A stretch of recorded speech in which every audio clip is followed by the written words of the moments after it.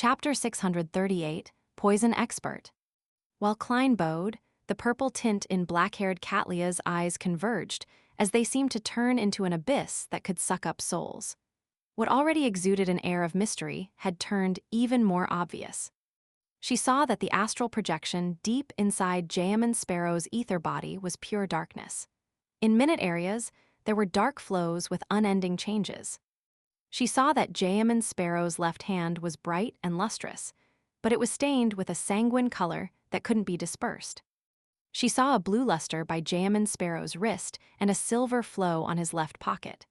The colors were bright and obvious, as though they were connected to the illusory, stacked spirit world.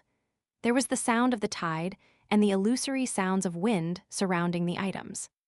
She saw an intermix of green and black lusters by Jayaman Sparrow's right pocket, as well as 2 points of golden, silver, and bronze under his armpit. At his chest, there was a deep grayish-white like rotting death. 4 mystical items and beyonder artifacts or spirituality charms in units of 10. Catlia's eyes were a little dazzled as she couldn't help, but closed them for a moment. She nodded as well. "Good evening, Mr. Sparrow." Even as a powerhouse who was famous across the seas, a senior member of the 7 pirate admirals, she seldom saw people who armed themselves to the teeth with beyonder items. Of course, she had also seen people with more mystical items, beyonder artifacts, and spirituality charms, but they had secret organizations backing them. They typically had several ships and more than 1,000 pirates under them. Many things needed to be turned in, split, and shared, as well as sold in order to maintain and strengthen one's faction. Few things could be left in their possession as a result. However, few was relative.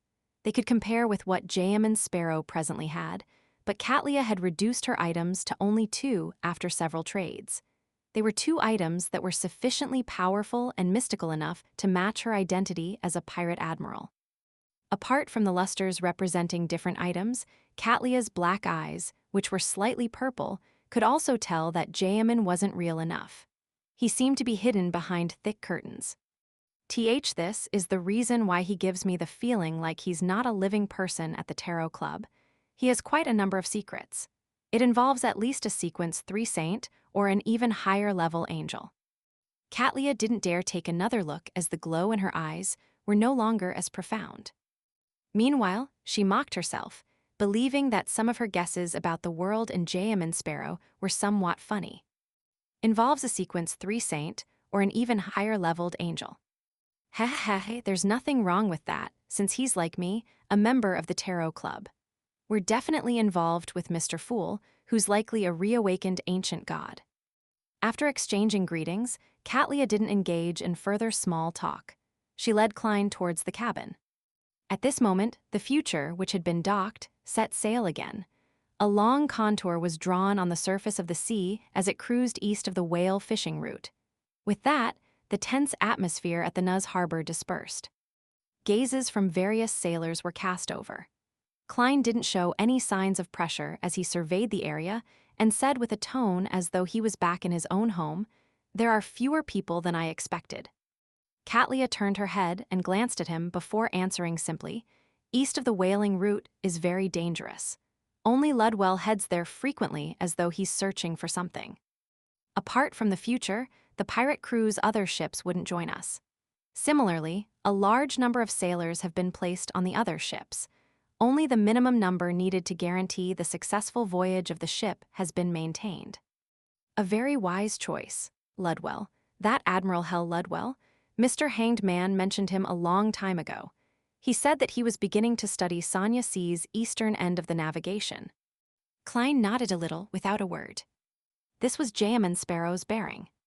He silently observed his surroundings and realized that the deck, the cabin, and spars were covered with mysterious and abstract symbols. As a whole, it looked like a gigantic ritualistic magic ceremony. It's like the Golden Dream. It's a sailboat of mystery, but it's not at the level of a ghost ship. Compared to Admiral of Stars and Vice Admiral Iceberg, Tracy, who has only become a pirate admiral for the past few months, clearly is considerably more inferior. The Black Death has nothing special about it. Klein retracted his gaze and followed Catlia to the cabin's entrance. Waiting here was a man in dungarees and a white shirt. He was in his 30s and looked strong and fit. He had thick body hair. As for his forearm, which was exposed outside, it seemed like he was downing a brown sweater. He wore a circular hair with a depression in the middle, as he revealed a smile and stretched out his right hand. The first mate of the future, Frank Lee. Good evening, Mr. Sparrow. Poison expert Frank Lee, who has a bounty of 7,000 pounds. Klein instantly recognized the man. Considering how Jayaman Sparrow didn't have the habit of shaking hands, he bent his back slightly and said, "Good evening." Frank Lee retracted his right hand and glanced at Katlia. He said while maintaining his smile, "You seem to know me? That's right. The picture I took before is on my arrest warrant. Don't mind the poison expert title. I'm a very friendly person, as long as I'm not facing those darn bastards. My greatest hobby is to study soil and figure out crossbreeding techniques. Believe me, this is the future of humanity." But the people from the Church of Earth Mother don't believe him. Katlia gave Klein an introduction in the most subtle manner.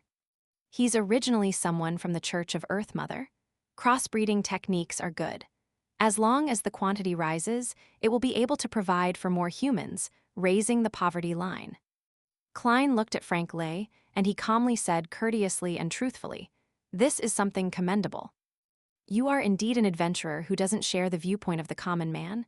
Excellent, excellent. There are just too few people like you." Frank Lee's blue eyes revealed a clear look of pleasant surprise. "I've only tried crossbreeding a bull, a cow, and wheat together, allowing calves to be born like wheat. For that, I was almost sent to court by the Church of Earth Mother. My benevolent mother, they don't understand your true will at all. Crossbreeding a bull, a cow, and wheat, you devil." Only then did Klein realize that his understanding of crossbreeding techniques was different from what Frank Lee was talking about. He maintained a stoic expression without providing any further explanation.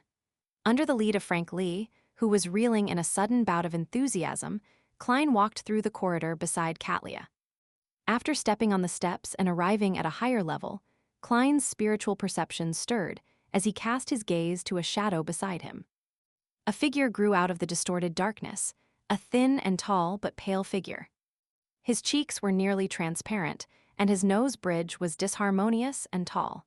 His entire being gave off a sickly feeling. "This is the second mate of the future, Heath Doyle," Frank Lee introduced with a smile. "Bloodless Heath, whose bounty is higher than yours at 7,600 pounds. Klein quickly matched the face to the correct bounty notice. Heath nodded as a greeting before receding back into the shadows. "He's a Rose Bishop." When turning around to head for the captain's cabin, Frank Lee warmly mentioned Heath Doyle's situation. "You are telling me your second mate sequence directly." Klein nearly pricked his brows. He secretly glanced at Katlia and discovered her masked exasperation. "Are you puzzled and worried that he's a devout believer of the true creator, a lunatic who has been tainted? No, haha, he's a lucky fellow. Due to an incident, the ordinary him was scattered with the potion concocted from a Rose Bishop's Beyonder ingredients. The potion seeped into him, bit by bit, and he survived the ordeal. Finally, he became quite a special Beyonder. As he didn't experience the listener stage, he wasn't tainted, nor did he become a lunatic. As long as he doesn't proactively use the Beyonder power, listen, he remains an ordinary person," Frank Lee said in a flaunting tone. "What an enviable fellow. He reached sequence 6 in one go. Furthermore, he didn't turn mentally unstable like the sea serpent, Calvatua." Klein sighed silently as he watched Admiral of Stars open the door to the captain's cabin. Katlia pointed inside. "Your room is diagonally across from here. Frank will send you over. If there's anything, you can come to me directly. You can have your meals at the dining hall at any time. You can also get Frank to send someone to bring food to your room. What you choose is dependent on your preference." Admiral of Stars does things in a very clear and direct manner. Yes, she's a mature and wise lady. Klein praised inwardly as he replied without a change in expression, "Okay." He took this opportunity to glance at the layout of the captain's cabin, discovering that it contained a bookshelf, a full-body mirror, a table, and a carpet. She actually reads. Isn't she unable to digest all the information the hidden sage imbues in her? Klein thought in amusement. At this moment, having seen their conversation come to an end, Frank Lee passionately promoted, "Mr. Sparrow, would you like a serving of roasted potatoes tonight? When you chew it, it's like beef and its taste is like beef, but it's certainly potatoes. Will I get sick eating that?" Klein answered coldly, "I don't eat supper." "All right then." Frank Lee drooped his shoulders and was just about to lead Klein to his room. Katlia suddenly thought of something and said, "Mr. Sparrow, you've likely hunted quite a number of enemies and have received several spoils of war. I'm curious about the number of Beyonder characteristics you have left. Perhaps they can be used to reduce the remaining price of the trip." Klein considered for a moment and answered frankly, "Most of them have been sold. There's Interrogator, Pugilist, and Lunatic left." He didn't mention the all-black eye or the Beyonder characteristic of Nightmare. He really is the most famous adventurer during the past few months. Even after selling most of them, he still has 3 sets of Beyonder characteristics. Katlia sighed inwardly as she pondered. "I want Pugilist." She had a warrior subordinate from the Gargaz archipelago who had long made enough contributions to apply for an advancement.